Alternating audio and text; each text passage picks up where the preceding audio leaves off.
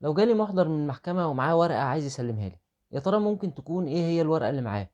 وأستلم ولا أرفض الاستلام؟ وإيه نتيجة تصرفي في الحالتين؟ السلام عليكم، أنا علي بدر المحامي وده برنامج المستشار. لو أنت أول مرة بتشوف البرنامج، فالبرنامج عبارة عن معلومة قانونية جديدة بتهم عدد كبير جدا من الناس في المجتمع المصري مع كل حلقة جديدة. في ناس كتيرة بتسأل لما بتجيلي محضر من المحكمة أتصرف معاه إزاي؟ بداية كده المحضر هيجيلك هيبقى معاه ورقة من اتنين، هيبقى معاه إما إعلان أو إما إنذار. إذا هنا أوراق المحضرين هي إما إعلانات أو إما إنذارات، ومن هنا هنقسم الحلقة لجزئين. أول جزء هنتكلم عن الإعلانات، وتاني جزء هنتكلم عن الإنذارات. طيب الإعلانات ليها أسباب كتيرة وأشكال كتيرة، لكن إحنا هنتكلم عن آه، أشهر حاجة، أشهر أنواع الإعلانات، وهو الإعلان بدعوى قضائية، يعني قضية. طيب القضية هنا بتبقى ما بين خصمين، حد بيرفع على حد قضية، المدعي بيرفع على المدعي عليه قضية، والمدعي غالبا هنا بيكون هو المعلن. لما بيبقى فيه قضية جديدة يبقى المدعي هو اللي بيعلن، اللي بيقوم بالإعلان عن طريق المحضرين. المدعي عليه هنا بيسمى المعلن إليه في الإعلان. طيب إيه هي فايدة الإعلان أو سببه لما بيكون في قضية جديدة؟ سببه إن هو أولا لازم يكون القضية دي بتبقى خصومة، والخصومة ما بتنعقدش بمجرد رفع الدعوة. الدعوة بتترفع وبتتقيد فعلا، لكن الخصومة ما بتنعقدش إلا بعلم المدعي عليه أو اللي اترفع عليه القضية، علم يقيني إن في قضية مرفوعة عليه. والعلم ده وسيلته بتكون إيه؟ بتكون الإعلان. يعني هو ممكن يكون عنده علم يقيني يتحقق بدون إعلان، فعلا ممكن، بس الكلام ده لو راح حضر في المحكمة. يعني لو حضرتك اترفع عليك قضية وانت ما تعرفش وكنت في المحكمة بطريق الصدفة واتنادى على اسمك ودخلت حضرت، فانت كده اتحقق لك العلم اليقيني بالخصومة، والخصومة انعقدت هنا، ومش محتاج المدعي او اللي رفع القضية ان هو يعلنها. طيب احنا هناخد الموضوع بقى كده من الاول. لما بترفع قضية جديدة لازم بتكلفك المحكمة انك انت تعلن بالدعوة عشان تحقق العلم اليقيني للمدعي عليه او اللي انت رافع عليه القضية. طيب احنا هنتكلم هنا كده كده عرفنا ايه هو الهدف من الاعلان. طيب الاعلان ده بيتم ازاي؟ الاعلان ده بيتم، طبعا في اسئله كتيره جات لي عن موضوع الاعلانات، هنلاقي اجابتها في خلال الحلقه، فتابع معايا كده اكيد هتلاقي اجابه على السؤال بتاعك. الاعلان هنا بيتم لشخص المعلن اليه، يعني لذاته، لشخصيته اللي هو نفسه، للشخص المدعي عليه او المعلن اليه، او بيتم في موطنه في المكان اللي ساكن فيه. طيب فهنا المحضر يقدر يسيب الورقة لمين، او يصح ان هو يعلنها لمين او يسيبها لمين. المحضر هنا بيدور اول حاجة على الشخص المراد اعلانه، لو لقاه فهو بيسلم له الاعلان وبيخليه يمضي على اصل الاعلان، بيسلم له صورة من الاعلان ويمضي على اصل الاعلان. وهنا الاعلان بيسمى او بنسميه اعلان لشخصه، ونركز قوي في المسميات دي.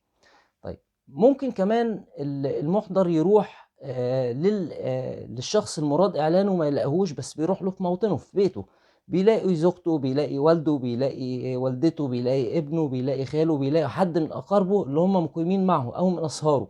فهنا برضو يصح تسليم الاعلان للناس دي، برضو بيمضي على اصل الاعلان وبياخد صورة منه، وهنا بيسمى الاعلان في موطن المعلن اليه. طيب احنا عندنا كمان حالة ان هو المحضر بيروح فبيلاقي ان بيعرف فعلا، بيسأل وبيعرف ان فعلا الشخص المراد اعلانه موجود في البيت ده، لكنه مش موجود والسكن مغلق. دي حالة تالتة. كمان ممكن يروح ويلاقي ان الشخص المراد اعلانه او حد من ذويه قرايبه اللي موجودين مقيمين معاه في نفس البيت رفضوا الاستلام، سواء هو الشخص نفسه رفض الاستلام او الناس اللي مقيمين معاه رفضوا الاستلام، ودي كمان حالة رابعة. طيب واخر حالة المحضر ممكن يتعرض ليها ان هو يروح يعلن شخص ويلاقي ان العنوان اللي هو مكتوب في الاعلان اساسا غلط، يعني حد عايز يعلنك فكتب عنوان غلط. فهنا الوضع هيبقى عامل ازاي؟ اولا احنا بنتكلم الشخص لما بيتعلن لشخصه، هو نفسه اللي بيستلم، هو نفسه اللي بيمضي، هو الشخص اللي اسمه موجود في الاعلان ده اسمه اعلان لشخصه. هنا الاعلان لشخصه تحقق العلم اليقيني كده للشخص ان هو اترفع عليه قضية، كده مفيش كلام، الاعلان تم وخلاص، والشكل بتاع القضية تم. طيب لو لقى حد من اقاربه في نفس موطنه وأعلنوا، هنا الإعلان برضه تم، بس هنا إعلان في موطنه، فهنا القانون بيتطلب لتحقيق العلم اليقيني إن هو يكون في إعلان كمان. إذًا إعلان لشخصه، إعلان لشخص المُعلن إليه بيتم مرة واحدة، كده خلاص ما بيتطلبش إن هو يتعلن تاني في القضية. طيب لو كان اتعلن في موطنه لأخوه، لوالده، لوالدته، لزوجته، لابنه، لخاله، لأي حد من الأقارب عايش معاه في نفس موطنه، فهنا الإعلان ده بيبقى صحيح تمام، ولكن بيتم الإعلان مرة أخرى، كده بنحتاج إعلانين لما نعلنه في موطنه. طيب عندنا حالة بقى إن حد جاله المُحضر عشان يسلّمه إعلان وهو رفض الاستلام، أو حد من قرايبه اللي موجودين في نفس العنوان معاه، اللي ساكنين معاه في نفس البيت ورفض الإعلان. هنا المُحضر بيعمل إيه؟ هنا المُحضر بيقول بيعمل محضر على ضهر الإعلان، وبيثبت فيه إن الشخص المُراد إعلانه امتنع عن الاستلام ورفض. طيب إيه اللي بيحصل؟ إيه الصفة القانونية اللي بتحصل بعد كده، أو الإجراء القانوني اللي بيحصل؟ المُحضر بيعمل المحضر بتاعه على ضهر الإعلان، وبعد كده بيروح يسلِّم الإعلان هنا لقسم الشرطة المأمور القسم، أو شيخ البلد، أو للمركز، أو لعُمدة البلد. وهنا الجهات اللي فاتت دي كلّها بنسميها جهة الإدارة. إذًا هنا المُحضر بياخد الإعلان يروح يعلنه في جهة الإدارة، ويبعت صورة منه كمان بالبريد المُعلن إليه على محل إقامته. وهنا الحقيقة إن الإعلان بيبقى تم، تم، والإجراء القانوني المطلوب منه تم، خلاص كده الإعلان تم بنجاح. يعني لو جالك المُحضر وقال لك اتفضل حضرتك ليك إعلان من المحكمة بقضية وحضرتك ما استلمتش، فكده الإعلان برضه يعتبر تم، هيعمل الإجراء ده ويبقى الإعلان تم. طيب لو العنوان أساسًا غلط بتاع المُعلن إليه، هنا بي بي بي المُحضر بيكتب إن هو عُدت بدون إعلان المُعلن إليه، وذلك لعدم وجود محل إقامة له بالعنوان المذكور، كده الإعلان ما تمِّش. إذًا لمّا ييجي لك المُحضر، هل تستلم والّا ما تستلمش؟ آه تستلم. طب تستلم ليه؟ تستلم عشان تبقى عارف أنت إيه القضية اللي مرفوعة عليك. لإن حضرتك لو رفضت الاستلام هيروح يسلمها في القسم، مع ملاحظة إن الإعلان، الفرق ما بين الإعلان لشخصه والإعلان في موطنه، أو رفض الاستلام. رفض الاستلام بالضبط زي الإعلان في موطن المُعلن إليه، بيبقى الإعلان تم، لكن المحكمة بتعوز أو بتطلب إعلان للمرّة التانية عشان يتحقق العلم اليقيني عند حضرتك إن في خصومة، وكده المحكمة تبقى تمِّمت الشكل بتاع القضية وتبدأ تنظر في الموضوع، الشكل اللي هو الإعلان. كده المحكمة تمِّمته. أمّا لو حضرتك اتعلنت لشخصك، فكده خلاص ما بنحتاجش إعلان تاني. يبقى نستلم والّا لأ؟ يبقى الإجابة هنا لأ، نستلم الإعلان عشان نبقى عارفين إحنا إيه اللي علينا. طيب إحنا كده بنتكلم بقى عن الجزء التاني، عن الإنذار. الإنذارات برضه ليها أشكال كتيرة وليها أغراض كتيرة، لكن هنتكلم عن أهم غرض من أغراض، أو أهم نوع من أنواع الإنذارات، وهو إنذار العرض. يعني إيه إنذار العرض؟ يعني لمّا شخص بيبقى ليه عندك حق، وأنت يهمك إن أنت تسدد الحق ده أو الفلوس دي، فبتعمل له إنذار عرض. زي مثلًا إن شخص مأجّر شقة والمالك مش عايز ياخد الإيجار منه، عايز يطرده، فامتنع عن استلام الإيجار.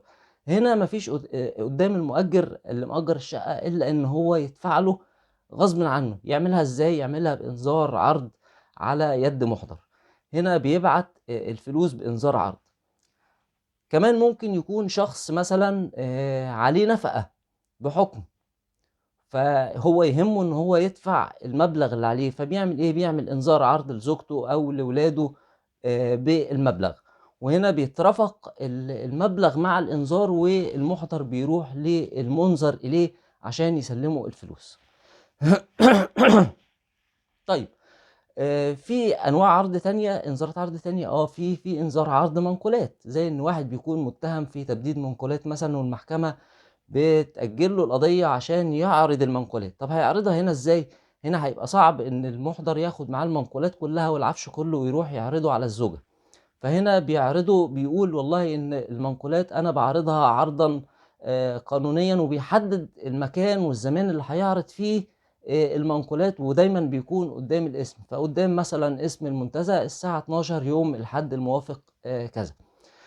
فهنا إذا المُنذر إليه جه واستلم تمام، ما استلمش فبيتحرّر محضر إن هو امتنع عن الاستلام، وكده الإنذار ده بيكون مُبرِئ لذمة المُنذر، بمعنى إن المُنذر كده مش مُبدِّد، أنا والله عرضته ورفض الاستلام جه من المُنذر إليه أو لصاحب الحق، إن صاحب الحق نفسه رفض إن هو يستلمه. وفي كمان ممكن يكون مثلًا عقار، واحد يهمه إن هو يسلِّم لآخر عقار، إن هو أنا بِعت مثلًا عقار واللي اشترى مش عايز يستلم، فأنا عايز أسلِّمه لأي سبب من الأسباب، فباعمل إنذار عرض إن هو يستلم العقار بتاعه، لكن أنا ما أقدرش أشيله، فأنا باعمل له إنذار الاستلام. طيب هناخد الإنذار الأكتر انتشارًا ما بين الناس، وهو إنذار العرض، سواء عرض أُجرة، سواء عرض نفقة. إنذار عرض بيبقى فيه فلوس، زي مثلًا إن حد عايز يدفع الإيجار لصاحب الشقة، وصاحب الشقة مش عايز يستلم الإيجار، فهنا بيعمل له إنذار عرض إيجار، إنذار عرض الإيجار أو الأُجرة. ده بيبقى إنذار على قد مُحضَر، بيبقى برضه المُحضَر هو اللي بيروح عشان يتمم الإنذار، وبيروح معاه الفلوس. فهنفترض هنا إن صاحب الشقة فتح الباب لقى المُحضَر، فالمُحضَر قال له اتفضل حضرتك استلم الإيجار.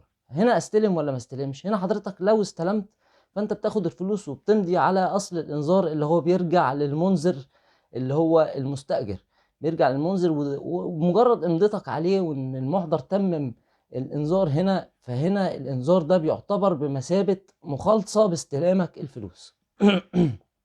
طيب في واحد يقول لك والله أنا مش هاستلم، أو واحدة تقول لك أنا مش هاستلم الإنذار ده عشان أقدر أحبسه بعد كده. فأنا عايز أقول لها هنا طيب هنا المُحضَر قدّامه إن هو راح ولقى حضرتك أو لقى حضرتك وسلّمك الفلوس، فهنا الموضوع بيخلص. طب لو راح العنوان عندك وما لقاش حد في البيت يقدر يسلّمه، أو جالك وأنت رفضت الاستلام، هيعمل إيه المُحضَر في الفلوس والإنذار؟ المُحضَر هنا ساعتها هيرجع بالإنذار والفلوس على المحكمة، هياخد الفلوس هيودعها خزانة المحكمة، يحطها في خزنة المحكمة على ذمتك، الفلوس دي محطوطة باسمك، منين ما تحب تروح تستلمها فبتروح بصورة الإنذار بتستلمها، سواء أنت رفضت أو سواء إن أنت ما كنتش موجود في البيت أو المُحضَر ما قدرش يوصل لك، فهنا بيتحط لك الفلوس على ذمتك في المحكمة. طيب لو هنا الزوج بيدفع نفقة بموجب إنذار، أو المستأجر الشقة اللي مأجر يعني الشقة بيدفع الإيجار على بإنذار على يد مُحضَر، وهنا اللي المفروض يستلم الفلوس رفض الاستلام، فهنا بيرجع يحطها في المحكمة على ذمته وباسمه، يستلمها زي في الوقت اللي هو عايزه.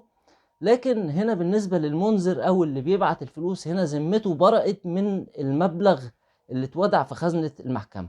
يعني لو حضرتك ليكِ نفقة 1000 جنيه في الشهر، واللي مُلزم بالنفقة عرضها لِك في إنذار عرض وحضرتك ما رضيتيش تستلمي، المُحضَر بيرجع يحطها في خزنة المحكمة وأنتِ اصرفيها براحتك، لكن هو كده ما تقدريش تطالبيه تاني بالمبلغ ده، لأن هو كده دفع المبلغ بموجب إنذار العرض.